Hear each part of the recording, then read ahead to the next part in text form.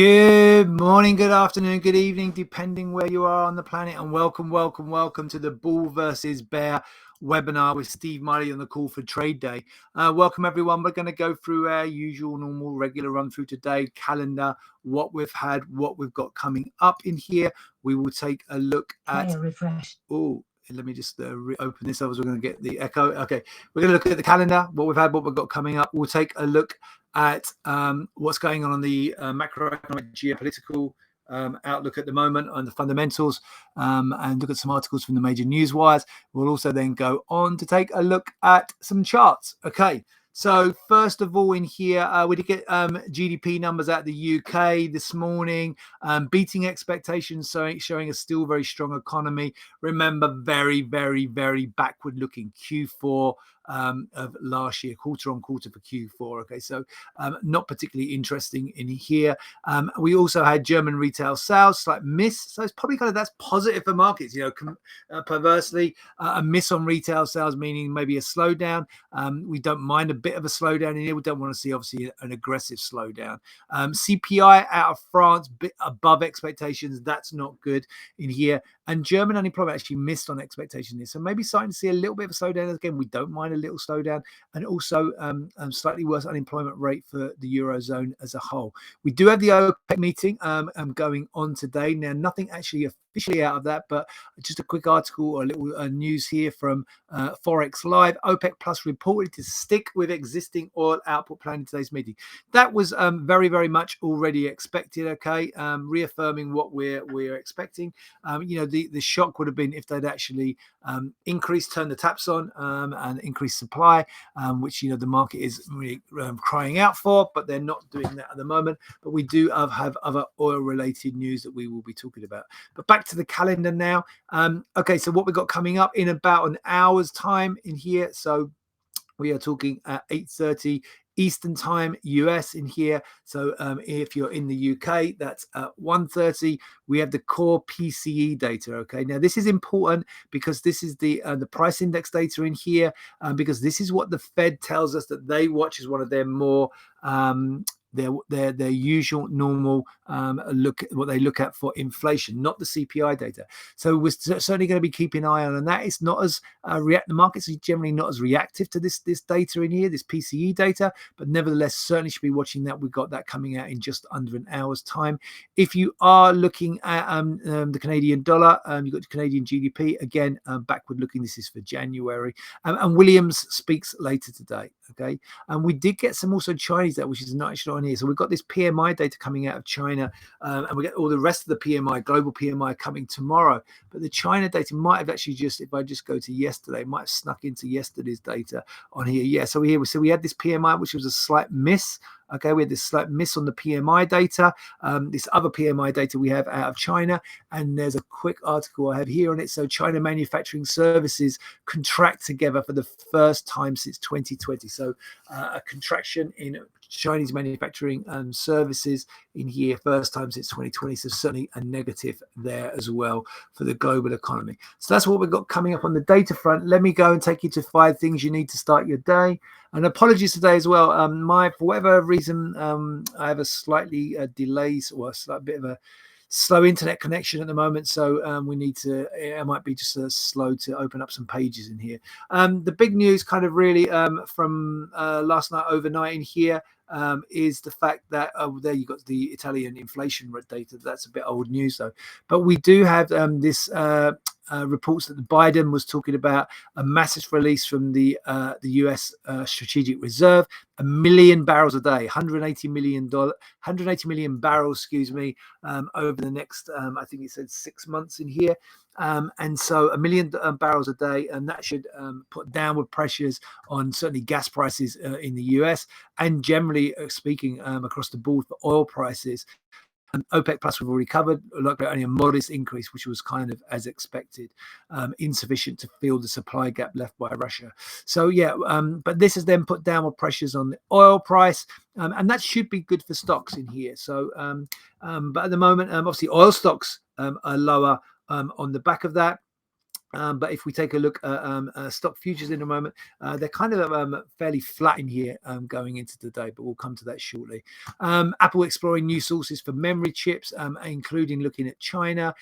We spoke yesterday about the inflation numbers. So we've got Germany and France inflation numbers in here hitting spiking higher. So the concerns there, and stocks in Europe slightly lower in here this morning. So yeah, and partly due to the fact that the energy space was lower because of the release of these barrels of oil from the Biden administration from the US. So in here, energy markets full. Energy stocks fall with oil as US waves release. Okay, we've already kind of covered that. Ukraine says Russian talks will resume on Friday. Nothing positive coming out of the talks in here at the moment. In fact, there's one thing in here where Putin said regarding talks. Putin apparently on a call to Draghi, the Prime Minister of Italy, that conditions were not yet in place for a ceasefire in Ukraine. Okay, he's told them, and that's what Draghi said. So not the right time for a ceasefire. So nothing positive at the moment coming out of the talks. As I say in here, energy stocks in here lower and oil lower. And again in here, oil slumps as US Mole's bigger reserve release. 180 million barrels could be released over months. OPEC Plus alliance scheduled to meet Thursday. We've already discussed that. And then in Europe in here, on Reuters, covering the same as the European stocks actually, remember it's end of quarter today. So just to mention that as well. Regarding the calendar, it's end of quarter. In some parts of the globe, it's ended like the financial year as well. So that can have little effects on markets. We can get asset class reallocations. So sometimes you get some funny things happen on end of month, end of quarter. So just watching out for that. You might get some very kind of stochastic, unusual moves that you're not kind of expecting just come out of nowhere, particularly around certain fixings. Okay, so just watch out that you could see some unusual moves that don't seem to have any rhyme or reason. They might not have any being driven by any particular piece of news, and that could just be because we're at end of quarter. So keeping an eye on that today. And European stocks biggest quarterly drop since 2020, but no real surprises there. Oil prices dive as US considers record reserves release, also from Reuters. And if we look in here of what we've had so far in here, so in here, starting off with the European stock indices, where we are, once it loads up. So you can see in here down across the board, not hugely down. So maybe it's a bit of a buck in the correlation here, because obviously oil's down.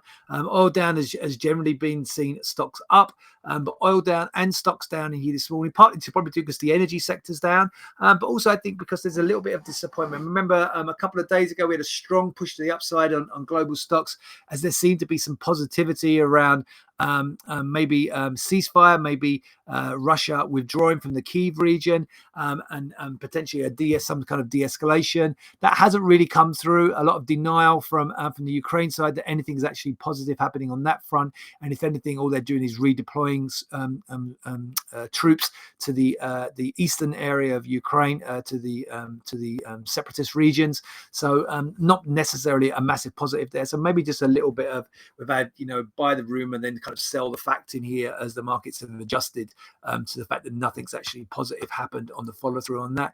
And then if we look at US indices, pretty much not too much of a movement. We did dip lower yesterday. The Dow was only slightly lower. S&P had a late sell off in here, was down about 0.5%, and we're sitting though on US indices pretty much unchanged. So part of those losses that we're seeing on the European indices, actually part of these losses are because, remember, the markets closed a lot earlier in Europe, and they were playing catch up with the late sell-off that saw the S&P down around just over 0.5%, 0.63%. So playing catch up. And then if you actually look at the futures in here for most of the stock indices, well, the Dow and the S&P are pretty much unchanged. The Nasdaq actually up 0.3%. Okay.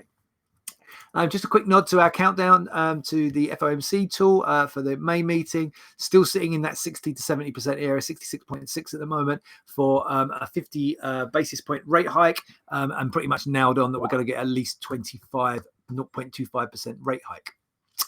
Okay, that's what I've got on the macro fundamentals in here at the moment. Let's take a look at some charts in here. So where are we with respect to the stock indices? We'll kick off with the S&P 500 in here. You can see we had that strong rally to kick off the week on hopes of some kind of de-escalation. but then the market kind of not getting the follow through on that. We did get a sell off yesterday, but then look, sell off and a rebound yesterday. So we did sell off and rebound in post close, and then kind of hovering. So an inside pattern yesterday. Inside pattern, remember, is consolidation. And look down here. I think this is interesting. You look at the RSI. Okay, so the RSI overbought, as overbought as we've been since back here when we had this really strong rally back in here in October of last year. Okay, we had a super strong rally, very uniform, aggressive rally. So as overbought as we've been since then, we're in overbought territory on the RSI above 70.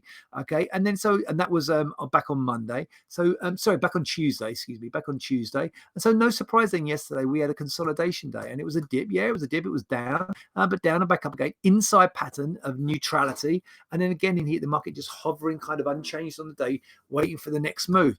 And for me, I'm going to have to come down on the side of it probably being higher in here again. The market has rolled over again in here. Whilst we're holding yesterday's low, I think I want to be bullish. I'm looking for the next swing back higher in here. Now, I'm not willing to step in and buy it as it's falling. Now, been falling in here for the last hour.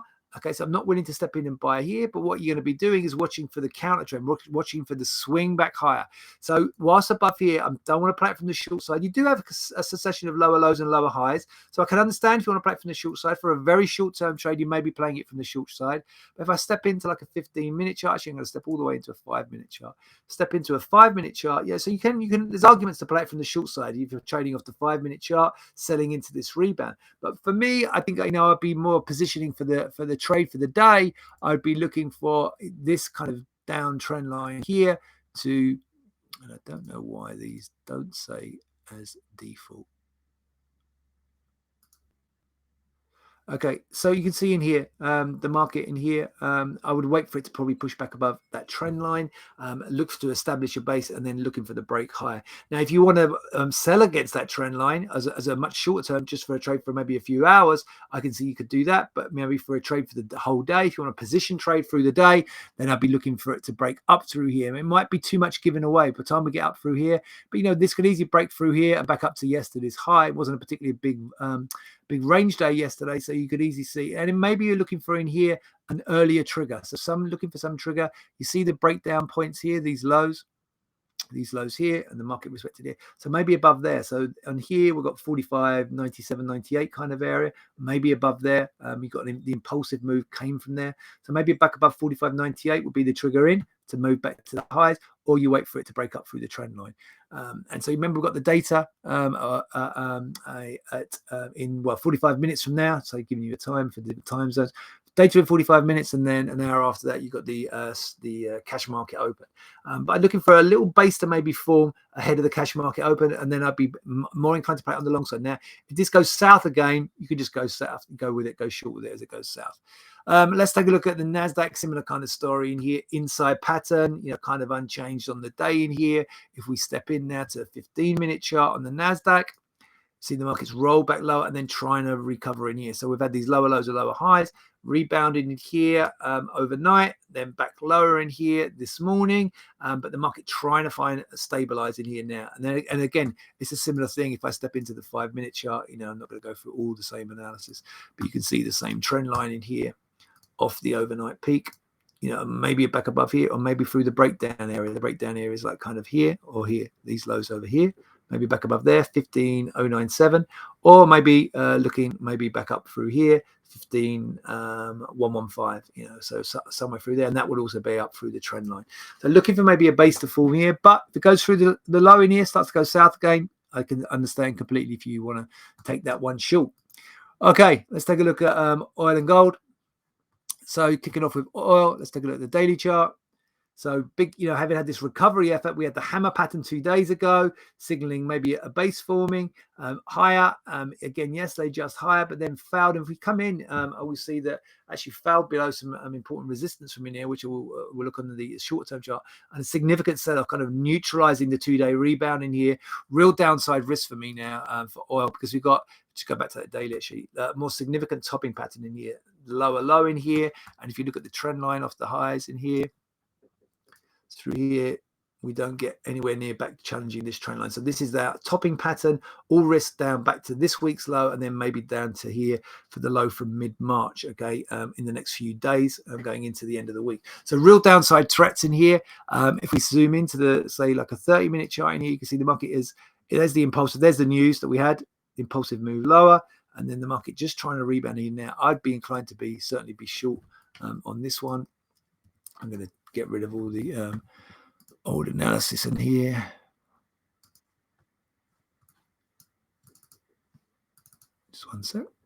So then here's the trend line off the high through here, and then you got this one. That's one we just drew, and then the more accelerated one down through here. You can see impulsively, even this is a fundamental event, the market was close to the trend line. The fundamental event happened. They announced the release of the strategic reserves. And now look, the market's really struggling to recover. And if you just look at the Fibonacci retracement of just the move down, okay, of just the move down, let's just say from the event, okay. So you can see in here, look, struggling to, we're just at the 23.6, not even at the 38.2. Whilst below the 38.2, and these peaks in here, these little rebound peaks are at 103.39. The retracements at 103.00-ish, and the peaks there 103.39. This peak here 103.37. Yeah, so whilst between 103.00 103.40, I'd be inclined to short anywhere, any kind of rebound into that area. Maybe stop out above the 61.8. That's up at 104.80.